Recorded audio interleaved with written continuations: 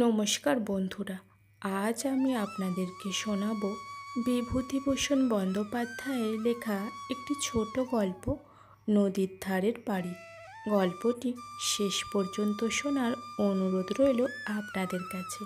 আর গল্পটি যদি একটু ভালো লেগে থাকে তাহলে চ্যানেলটিকে সাবস্ক্রাইব করে পাশে থাকবেন। শ্যামলীদের বাসা ছিল পীতাম্বর লেনে, 2 নম্বর পীতাম্বর চৌধুরীর লেন। সেকেলে পুরনো বাড়ি, দোতলার 6টি ঘরে 6টি পরিবারের বাস। কলতলায় 2টি বেলা সমানে ঝগড়া চলে জল তোলা নিয়ে। শ্যামলী ওদের মধ্যে একটু দেখতে ভালো, বয়স 30-এর সামান্য ওপরে, 2-1 বছর ওপরে। 4 সন্তানের মা, 2টি মেয়ে 2টি ছেলে। বেলা 10টা বাজে। শ্যামলীর স্বামী খেতে বসেছে। শ্যামলী ডালের বাটিতে হাতা ডুবিয়ে সামনে বসে আছে। শ্যামলী বললে, ফিরবে কখন? শ্যামলীর স্বামীর নাম যদুনাথ ভট্টাচার্য। যদুনাথ একটা সওদাগরি অফিসে 70 টাকা মাইনের চাকুরি করে। যুদ্ধের বাজারে তাতে চলে না। খাওয়া দাওয়ার অসীম কষ্ট। ছেলে মেয়েগুলো দুধ খেতে পায় না, 2টো শুকনো মুড়ি চিবোই স্কুল থেকে এসে। যদুনাথ বললে, ফিরতে 7টার পরে। আর একটা বাড়ি দেখো না গো, বুঝলে? সে তো বুঝলাম, কিন্তু বাড়ি মিলছে কই? খুঁজতে কি আর আমি কম করছি? এ বাড়িতে আর টেকা যায় না। কেন, কালও ঝগড়া হয়েছিল? কবে না হয়, বিশেষ গিন্নির সঙ্গে মতির মার ঝগড়া কালও খুব। অভয়ার সঙ্গে রামবাবুর বউয়ের ঝগড়া। জল তোলা নিয়ে? তা আবার কি নিয়ে? ও তো রোজকার ঘটনা লেগেই আছে। রোজ রোজ এই রুমে আর ভালো লাগে না, অসহ্য হয়ে উঠেছে। যদুনাথ চলে গেল। শ্যামলীর ছেলেমেয়েরা খেয়ে দিয়ে স্কুলে চলে গিয়েছিল। ছেলে 2টি বড়, তারা হাই স্কুলে পড়ে। মেয়ে 2টি পড়ে মোড়ের কর্পোরেশন স্কুলে। ছোট্ট রান্নাঘর, একটি লোক ক্লাইক এসে বসে 2টি আহার করতে পারে। আজ 9টে বছর এ বাসায়। বড় মেয়ে লীলার বয়স। এই বাসাতেই লীলার আঁতুড় হয়েছিল।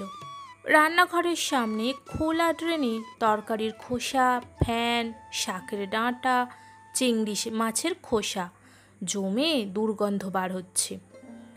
এই দুর্গন্ধ আর এই কুশ্রী দৃশ্য আজ 9 বছর ধরে সহ্য করতে করতে নাক অসাড় হয়ে গিয়েছে। এখন দুর্গন্ধকে আর দুর্গন্ধ বলে মনে হয় না। বিনা ওপরের তলার মনোরঞ্জন বাবুর মেয়ে, সে শ্যামলীকে ভালোবাসে। কাজ ঘেঁষে দাঁড়িয়ে বললে, কাকিমা কি রাঁধলে? মুসুরির ডাল আর চচ্চড়ি। মাছ আনেননি কাকাবাবু? না, 2 টাকা চিংড়ি মাছের সের। মাছ কি আর কেনবার জো আছে? উনি তো গিয়ে ফিরে এলেন। এবার রেশনের চালে কাকর খুব কম কাকিমা। আপনারা রেশন আনেননি? বুধবার আসবে রেশন, এখনো আনা হয়নি। তোমার কাকা যেতে সময়ই পাননি। বিকেলে কলে জল আসতেই ওপরের ভাড়াটে গিন্নিরা এক এক বড় বড় ঘড়া বালতি বসিয়ে দিলেন কলের মুখে। একজন একটা তুলে নিয়ে যায় তো আর একজনে আরেকটি বসায়। এই জন্য চৌবাচ্চায় মোটে কয়েক ইঞ্চির বেশি জল জমতে পায় না। গা ধোবার কি কষ্টই বিকেলে। এই গুমোট গরমে স্নিগ্ধ জলে স্নান করতে পারলে কি আনন্দটাই না পাওয়া যেত। কিন্তু তা হওয়ার জন্যই একজন ছোবরা আর সাবান নিয়ে নামবে ওপর থেকে, আধ ঘন্টা ধরে থাকবে। প্রথমে নামবে অভয়া, তারপর নামবে মতির দিদি। এরা দুজনেই ভীষণ ঝগড়াটে। যতক্ষণ তারা কলতলায় গা ধোবে ততক্ষণ কলে 1 ঘটি জল কারণ নেবার জো নেই। তাহলেই বাঁধবে ধুমধুমার ঝগড়া। অভয়া বাঙাল দেশের মেয়ে, বেশ সুন্দরী ও স্বাস্থ্যবতী। শ্যামলীকে ডেকে বললে, ও দিদি কি হচ্ছে? কুটনো কুচ্ছি ভাই। কি কুটনো? ঝিঙে আর ঢ্যাঁড়স। আলু তো 12 আনা সের উঠেছে, আমাদের সাথ দিতে কুলোলে তো কিনবো। রেশন এসেছে? না ভাই, বুধবারে আসবে। আমায় আধ পোয়া চিনি দিতে পারবে দিদি তোমাদের রেশন থেকে? আসুক আগে, দেখবো এখন। এদের মধ্যে সবাই সমান অবস্থার মানুষ। কেরানির বউ পরস্পরের সঙ্গে ঝগড়া দ্বন্দ্ব করে এদের দিন কাটে। পান থেকে চুন খসলেই আর নিস্তার নেই। বিশ্বাসগিন্নি দলের মোড়ল, ওপরের ভাড়াটেদের সর্দার। তিনি সকলের হয়ে ঝগড়া করতে এগিয়ে আসেন। তার সর্দারিতে ওপরের মেয়েরা কোমর বাঁধে। তাদের মধ্যে একজন হচ্ছে এই অভয়া। দেখতে সুন্দরী হলে কি হবে, যেমনই স্বার্থপর তেমনই কুটিল মন। এই যে বললে চিনি দিতে হবে, না বললে আর রক্ষে আছে? কোন কালে 1 বাটি নুন ধার দিয়েছিলেন, সেই ঘটনার উল্লেখ করে খোঁটা দিয়ে বলবে বরিশালের টানে। আমরা কি কোনোদিন কিছু কাউকে দিই নাই কি? সময়ে অসময়ে নুন রে তেল রে, তা নিয়ে মনে থাকবে কেনে? ঘোর কলি যে, কাজের সময়ে কাজে, কাজ ফুরালেই পাজি। আচ্ছা, আমরাও কি আর কখনো কাজে লাগবো না? তখন যেন ইত্যাদি। এই বাসাটাতে কি গুমোট গরম, দক্ষিণ দিক চাপা, এতটুকু হাওয়া আসে না। প্রাণ আইঢাই করে গরমে। আজ 9 বছর কষ্টভোগ চলছে। এই ঝগড়ার আবহাওয়া আর এই দারুণ স্থানাভাব, সকলের ওপরে এই অপরিষ্কার নোংরা পরিবেশ। সবাই সমান অশিক্ষিতা। ভালো বললেও এ বাড়িতে মন্দ হয়। সেদিন অপরাধের মধ্যে শ্যামলী শশীবাবুর স্ত্রীকে বলেছিলেন, দিদি চিংড়ি মাছের খোসাগুলো একেবারে সামনেই ফেললেন। কলতলায় সকলেরই যেতে আসতে হয়, সকলেরই তো অসুবিধে। আর যাই কোথায়? শশীবাবুর বউ চিৎকার জুড়ে দিলেন, আমি কি একলা ফেলি নাকি? সবাই তো ফেলে, কেনই বা না ফেলবে? ভাড়া দিয়ে সবাই বাস করে, কারোর একা সম্পত্তি তো নয়। সবারই সুবিধে এখানে দেখতে হবে। যদি তাতে অসুবিধে হয় তবে গরিব ভাড়াটেদের সঙ্গে বাস করা কেন? তাহলে দোতলা বাড়ি আলাদা ভাড়া নিয়ে বালিগঞ্জে গিয়ে বাস করলেই তো হয়, ইত্যাদি। শ্যামলীও চুপ করে থাকবার মেয়ে নয়। সে বললে, দিদি কি পাগলের মতো বকছেন? আপনি চিংড়ি মাছের খোসা ফেলবেন, তাতে কেউ বারণ করছে না, তবে আমারই রান্নাঘরের সামনে কেন ফেলবেন? কেন আমি তা ফেলতে দেব শুনি? ফেলতে দেবে না? তোমার কথায় তুমি কি এমন লাট সাহেব এসেছো রে বাবু? তুমি পাগল না আমি পাগল? রান্নাঘরের বাইরের জায়গা তোমারও যা আমারও তা, তুমি বলতে আসবার কি? তা বলে পরে সুবিধে অসুবিধে যারা না দেখে তারা আবার মানুষ, তাদেরকে আমি ঘোর অমানুষ বলি। এই পর্যন্ত গেল সাধারণ ভাবের কথা। একে ঠিক ঝগড়া বলে অভিহিত করা যায় না। এরপর বাঁধল আসল ঝগড়া, যার নাম থাক। শ্যামলীও ছাড়লে না, শশীবাবুর বউও না।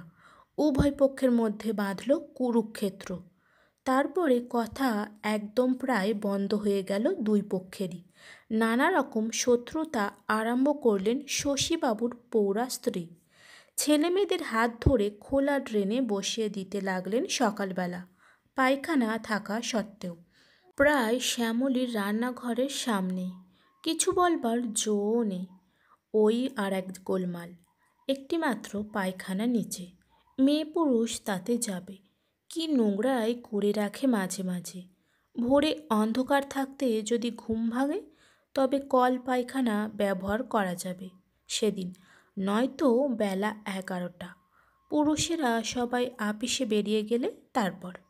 চৌবাচ্চায় তখন 2 ইঞ্চি মাত্র জল থাকে কোনো দিন তারও কম। শ্যামলীর দম বন্ধ হয়ে আসে। এমনকি কোনো বাসা পাওয়া যায় না যাতে অন্তত মেয়েদের একটা আলাদা নাইবার জায়গা আছে। আষাঢ় মাসের প্রথম। ফিরিওয়ালা গলির মধ্যে হাঁকছে, চাই ল্যাংড়াম ল্যাংড়াম। বৃষ্টি এখনও নামেনি এবার। জ্যৈষ্ঠ মাসের গরম প্রায় সমানভাবেই চলেছে।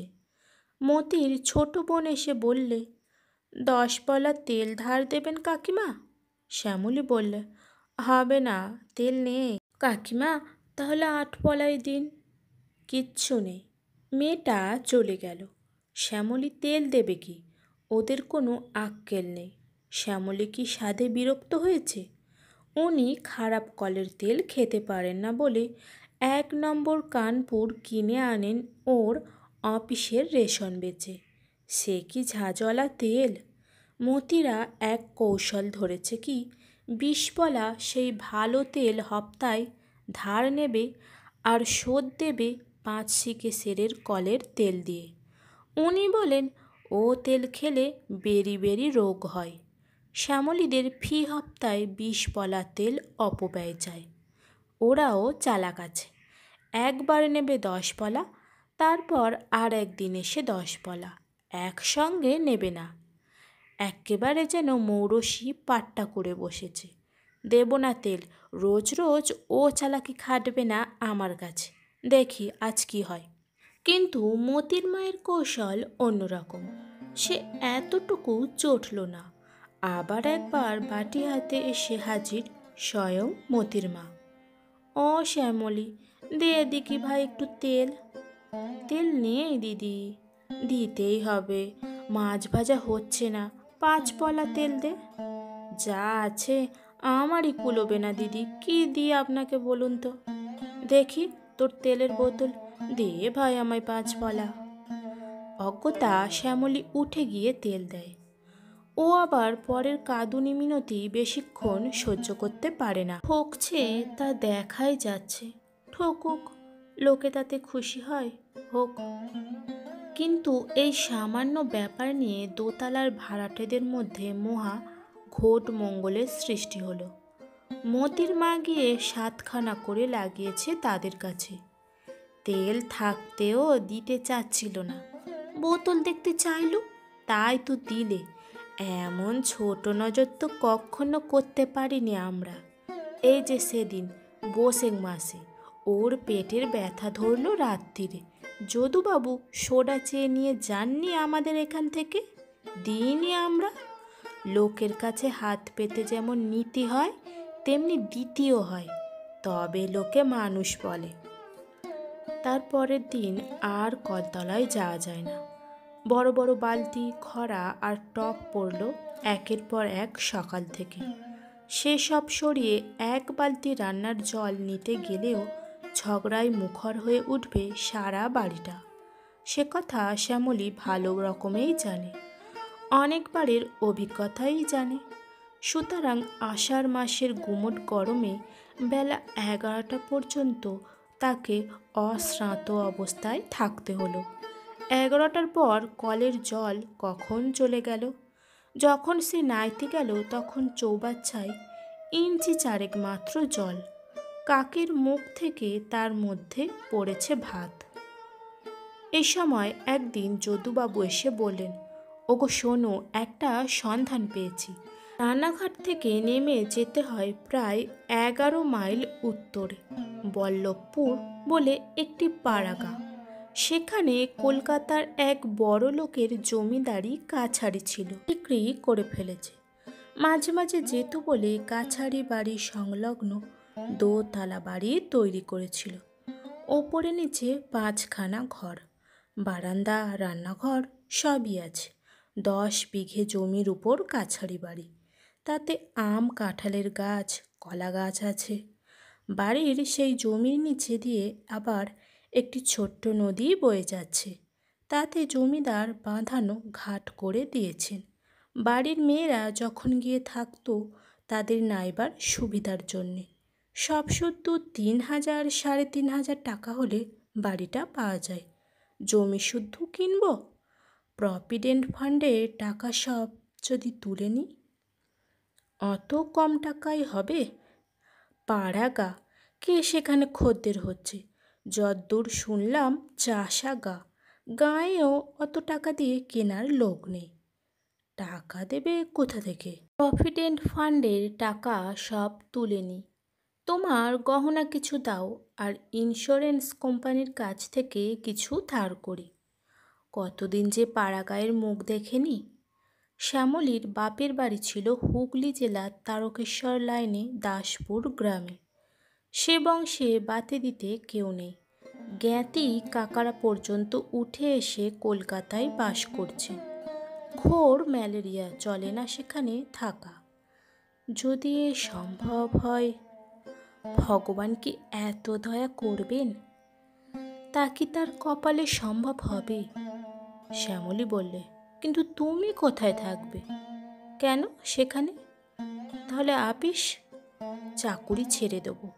একঘেয়ে হয়ে গেছে এই জীবন, আর ভালো লাগে না। স্বাস্থ্য যেতে বসেছে।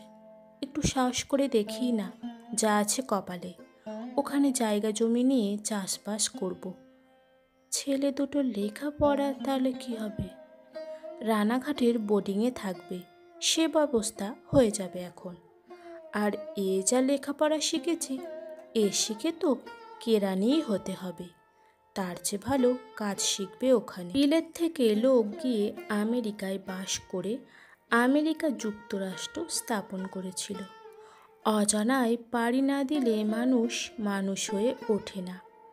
জীবন উপভোগী যদি না করলুম বেঁচে থেকে, তবে কি হবে? গ্রামের লোকেদের কাছে দুটো ভালো কথা বলবো, নাইট স্কুল খুলবো, বই পড়তে শেখাবো। এ আমার অনেক দিনের ইচ্ছা।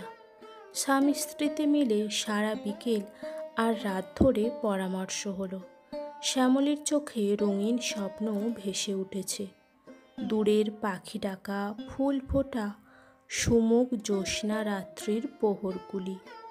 কত অলস মধ্যাহ্নে বনানী কোলে ঘুঘুর ডাক শোনা। বিছানায় আধ জাগরিত আধ ঘুমন্ত অবস্থায় শুয়ে শুয়ে।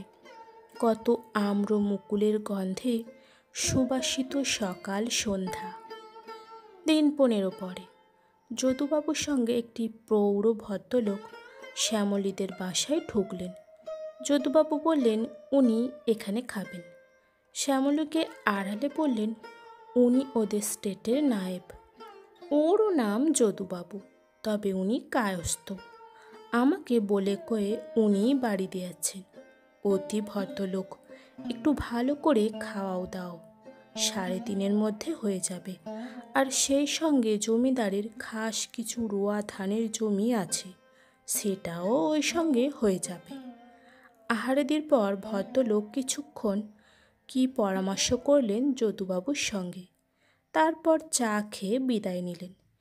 এর 3 দিন পরে শ্যামলীকে যদুবাবু বললেন, বাড়ি রেজিস্ট্রি করা হয়ে গিয়েছে।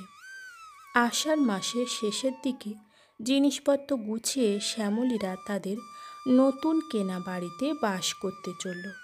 কলকাতার বাসা একেবারে উঠিয়ে দিলে না। কিছু কিছু জিনিসপত্র ঘরে রেখে ঘর চাবি বন্ধ করে গেল। রানাঘাট থেকে ট্রেন বদলে ওরা বেলা 10টার সময় বনগা লাইনের গাংনাপুর স্টেশনে নামল। আগে থেকে বন্দোবস্ত করার ফলে বল্লভপুর গ্রামের একখানা গরুর গাড়ি স্টেশনে উপস্থিত ছিল। মাঠ ও বন জঙ্গলের মধ্য দিয়ে এ গ্রাম ও গ্রাম পেরিয়ে গাড়ি চলল। বেলা প্রায় 3টের সময় সামনের একটা ঝাঁকড়া বট গাছ দেখিয়ে গাড়োয়ান বললে, ওই বুদিপুরের বনবিবিতলা দেখা যাচ্ছে, ওর পরেই বল্লভপুর। শ্যামলীর বুক দুলে উঠল। কি জানি কেমন হবে এত আশা সুখে কেনা বাড়িটা, কেমন হবে সেখানকার জীবনযাত্রা। জানাকে ফেলে অজানাকে তো আঁকড়ানো হলো চোখ বুজে। এখন সেই অজানার প্রকৃতি কী, সেটা এক্ষুনি তো বোঝা যাবে না, আর একটু পরেই। কি গিয়ে দেখবে সেখানে, কি জানি। সর্বস্ব খুইয়ে তার বিনিময়ে কেনা। ক্রমে আরও আধ ঘন্টা কেটে গেল। বেলা বেশ পড়ে এসেছে। এমন সময় গাড়োয়ান বললে, এই যে বাবু, বাড়ির সামনে এসে গিয়েছে গাড়ি, নামুন, মা ঠাকুরুন, এবার নামুন আপনি। দুরু দুরু বক্ষে শ্যামলী নামল সকলের আগে। যদুবাবু বললেন, না দেখে বাড়ি কেনা, এতগুলো টাকা, বলতে গেলে সর্বস্ব খুইয়ে এই দূর গায়ে বাড়ি কেনা। তুমি আগে নেমে বাড়িতে ঢোকো, মেয়েরা ঘরের লক্ষ্মী কিনা, তুমি আগে ঢোকো। আমার তো বাবা সাহস হচ্ছে না, কি জানি কি রকম হবে, নামো আগে। হ্যাঁ গো, বাড়ি কি পরিষ্কার করা আছে, না এক গলা ধুলো আর মাকড়সার জাল আর চামচিকের বাসা, গিয়ে এখন ঝাঁট দিতে হবে। তা চাবি কার কাছে? গাড়োয়ান শুনতে পেয়ে বললেন, মা ঠাকুরুন, বাড়িতেই আছে মুক্তোর মা গয়লানি আর তার ছেলে, তারাই বাড়ি দেখাশোনা করে, নিচের একটা ঘরে আছে, চাবি তো নেই, বাড়ি খোলাই পড়ে আছে। কয়েক পা এগিয়ে গিয়ে একটা বাঁশ ঝাড়ের আড়ালে এক্কেবারে শ্যামলীর সামনেই যে বাড়িটা পড়ল, সেটা দেখে সে আনন্দে ও বিস্ময়ে অবাক হয়ে দাঁড়িয়ে গেল। এই বাড়ি তাদের? এমন বাড়ি এই অজপাড়া গায়ে? কলকাতায় এমনই হলদে রং করা সবুজ রঙের জানালা খড়খড়িওয়ালা দোতলা বাড়ি দেখেছে। দোতলাও নয়, বাড়িটি তেতলা, কিন্তু এমন বাড়িটা সত্যি তাদের নিজস্ব। শ্যামলী আনন্দে চেঁচিয়ে উঠে বলল, ওগো দেখো দেখো, এসে দেখো। পরক্ষণেই ওর লজ্জা হলো। গাড়োয়ানটা না জানি কি দেখলেই মনে করলো ওকে। ততক্ষণে যদুবাবু ও ছেলেমেয়েরা বাঁশঝাড়ের মোড় ছাড়িয়ে বাড়ির কাছে এসে গিয়েছে। যদুবাবু বললেন, বাহ, বেশ সুন্দর। রাস্তায় আসতে গাড়োয়ানকে যদুবাবু বাড়ির কথা বহুবার জিজ্ঞাসা করেছিলেন। সে বলেছিল, চমৎকার বাড়ি বাবু, কলকাতার বাবুরা থাকবার জন্য করলেন, তেতলা বাড়ি, দরার জায়গা, নদীর ধারে বাঁধানো ঘাট আছে, ফল পাকুড়ির গাছ আছে, দেখবেন বাবু বাড়ির মতো বাড়ি। কিন্তু ছোট লোকের সে কথায় আস্থা স্থাপন করতে পারেনি শ্যামলী বা তার স্বামী। এখন বাড়িটা দেখে মনে হলো গাড়োয়ান অনেক কমিয়ে বলেছিল। বাড়িটা সম্বন্ধে আসল কথা হচ্ছে, অনেকখানি ফাঁকা জায়গার মধ্যে বাড়িটি দাঁড়িয়ে, অথচ ঠিক পাশেই গ্রামের বসতি। বনানীর ও মাঠের সবুজের মধ্যে হলদে রঙের বাহার। ওরা হুড়মুড় করে সবাই গিয়ে ঢুকলো বাড়িতে। নিচের ঘরে গিয়ে দেখলে সেখানে এক বুড়ি মাদুরের ওপর ঘুমিয়ে আছে। শ্যামলী ডাকলে, ও ঝি, কি যেন নাম ওর? মুক্তোর মা। হ্যাঁ হ্যাঁ, মুক্তোর মা, ও মুক্তোর মা। বুড়ি ধরমর করে জেগে উঠে বসল। তারপর ঘুম জড়ানো চোখে ওদের দিকে খুব সামান্য একটুখানি চেয়ে থেকে তাড়াতাড়ি মাদুর ছেড়ে উঠে এসে শ্যামলীর পায়ে গড় হয়ে প্রণাম করে বললে, পোড়া কপাল আমার মা, ঘুমিয়ে পড়েছে এই অবেলায়। বেলা থেকে ওপরে নিচে সব ঘর ধোলাম, পোঁছলাম, ছাদ ঝাঁট দিলাম, বলি মা ঠাকুরনরা আসছেন, বাবু আসছেন, তা ছাদ তো নয়, যেন গড়ের মাঠ। এই হাতির মতো বাড়ি ধোয়ানো সামলানো কি আর একদিনের কম্ম? আসুন মা ঠাকুরুন, আসুন বাবা। শ্যামলী বললে, তোমার নাম মুক্তোর মা? বলে সবাই। বলো না, অদেষ্টের মাথায় মারি সাত খ্যাংরা, নামটাই বজায় আছে, যার জন্যে সে আর এই পৃথিবীতে নেই। তাহলে কি আজ আর আমার ভাবনা? শ্যামলীর ও সব কথা ভালো লাগছিল না। তার ইচ্ছে হচ্ছিল দৌড়ে বাড়িটার উপর নিচে সব দেখে আসে। কিন্তু কি মনে করবে এরা, কি মনে করবে মুক্তোর মা? ওরা সবাই মিলে নিচের ঘরগুলো দেখলে। বড় বড় দুটো ঘর, প্রশস্ত থামওয়ালা ঝিলিমিলি বসানো বারান্দা, ওদিকে অন্য একটা ছোট রোয়াকের সামনে রান্নাঘর। শ্যামলীর বড় ছেলে কানাই বললে, মা, এ তো রান্নাঘর নয়, এ আমাদের কলকাতার বাসার ঘরের চেয়েও অনেক বড়। দেখো কেমন আলমারি দেয়ালের গায়ে। বড় মেয়ে ডলি বললে, কতগুলো জানালা দেখো মা রান্নাঘরে। উপরে সিঁড়ি বেয়ে দূর দূর করে সবাই উঠল। শ্যামলী বললে, ওগো দেখো কি সুন্দর মেঝে, কাঁচে সারসি বসানো জানালা। কানাই ও ছোট ছেলে বলায় একসঙ্গে চেঁচে বলে, কি সুন্দর সিনারি, দেখে যাও মা বারান্দা থেকে। ওই তো মাঠটার পরেই কেমন সুন্দর ছোট্ট নদীটা, ওপারে সবুজ মাঠ, কেমন ঝোপ আর বাবলা গাছ, গরু চড়ছে। ও কি ফুল ফুটেছে ওপারের খেতে বাবা। যদুবাবু বললেন, ও হচ্ছে ঝিঙের ফুল, বর্ষাকালে সন্ধ্যের সময় ঝিঙের ফুল ফোটে কিনা। সত্যি ভারী সুন্দর সিনারি বটে। ওগো দেখো এদিকে এসে কি ফাঁকা। শ্যামলী বললে, তেতলার ঘরটা চলো দেখে আসি। তেতলার ঘরটি অপেক্ষাকৃত ছোট, কিন্তু খুব বড় বড় তিনটি জানালা, তিনটি দেয়ালে রাঙামাটির পালিশ করা মেঝে, দরাজ ছাদ। ছাদের উপর থেকে বহুদূরব্যাপী মুক্ত মাঠের সবুজ বাণী এই আষাঢ় সন্ধ্যায় ওদের অন্তর স্পর্শ করলে শ্যামলীর চোখে জল এলো। এই যে রূপকথার রাজবাড়ি তার কাছে, সে গরিব ঘরের মেয়ে, গরিব ঘরের বউ, কলকাতার বাসায় অন্ধকূপে আজীবন কাটিয়ে আজ কি ভাগ্যে এমন বাড়িঘর নিজের মনে করবার অধিকার পেল। কানাই ইতিমধ্যে ছুটে এসে বললে, মা বাঁধা ঘাট দেখে এলাম, একটু ভেঙে ভেঙে চটা উঠে গিয়েছে চাতালের, তবুও দিব্যি আরামে নাইতে পারবে। ওই তো দেখা যাচ্ছে এই উঠোনটার পার হয়ে। যদুবাবু বললেন, না, 3,500 টাকা নিক, জিনিসের মতো জিনিস, বাড়ির মতো বাড়ি, ছেলে পুলে নিয়ে দরার জায়গায় বাস করো। এই তো পাশেই গাঁয়ের কি একটা পাড়া, ডাক দিলেই লোক পাবে, কোনো ভয় নেই। আমি এখানে একটা কিছু করব, এত লোকের চলছে আর আমার চলবে না? খুব চলবে। তোমরা দাঁড়াও, জিনিসপত্র সব উপরে নিয়ে আসি। কি গাছ আছে মুক্তোর মা? মুক্তোর মা বললে, 3টে আম গাছ, 7টা কাঁঠাল গাছ, একটা পেয়ারা গাছ, একটা চালতে গাছ, একটা বিলিতি কুল গাছ, 2 ঝাড় কলা গাছ, 4টে নারকেল গাছ। বাবুরা নিজের হাতে সব লাগিয়েছিল থাকবে বলে, শখ করে কলকাতা থেকে চারা এনে ওই বছর একটা চাঁপা ফুলের গাছ বসিয়ে গিয়েছেন। একটু পরে সন্ধ্যা হয়ে অন্ধকার নামল। শ্যামলীর দুঃখ হলো এখন আর কিছু দেখা যাবে না। নতুনতর জীবনযাত্রার পথে, নতুনতর দেশের প্রতিটা পথঘাট চিনে নেওয়া যেত, ভালো করে দেখা যেত আলো ভরা দিনে মানে।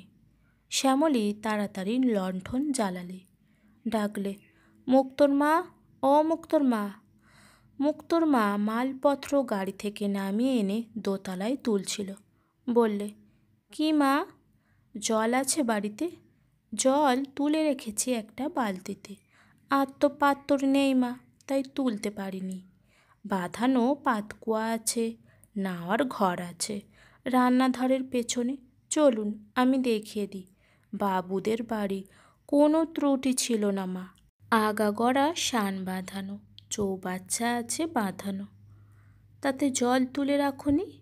নাইবেন যদি তবে পাতকুয়োর জলে কেন মা, দিব্যি বাঁধানো নদীর ঘাট, অসাগর জল নদীতে। এখন জোয়ার এসেছে, সব পৈঠেগুলো ডুবে গিয়েছে, চলুন গা ধুয়ে আসবেন। শ্যামলী নদীর ঘাটেই নাইতে গেল। ঘাটের ঠিক পাশে কি একটা বড় প্রাচীন গাছ, তার ছায়া পড়েছে বাঁধা ঘাটের পৈঠেগুলোতে। কি একটা পুষ্পের সুবাস বাতাসে ভুরভুর করছে, এই গাছ থেকেই আসছে। কি ফুলের গন্ধ মুক্তোর মা? কি একটা লতা এই গাছে উঠেছে মা, কাল সকালে দেখবেন, সাদা সাদা ফুল ফুটেছে, ভারী বাস বেরোয় রাত্রিরই। শ্যামলী জলে নামল। আজ সে রূপকথার রাজকন্যে।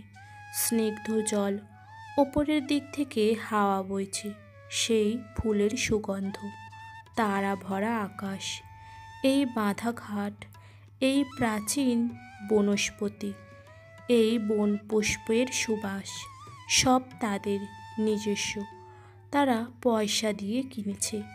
কলকাতায় সেই পচা ড্রেন, কলতলা, অভয়া, বিশ্বাসগিন্নি সব স্বপ্ন হয়ে গিয়েছে একদিনে। তাদের জন্যে সত্যিই কষ্ট হলো। বেচারি মতির মা, বেচারি শশীবাবুর বউ, ওদের একবার এখানে আনতে হবে। না, এও স্বপ্ন, এখনও যেন বিশ্বাস হয় না সৌভাগ্যে। ডলি চেঁচিয়ে ডাকছে দোতলার বারান্দা থেকে, ও মা, শিগগির গা ধুয়ে এসো, বাবা চা চাইছে, এসো চট করে।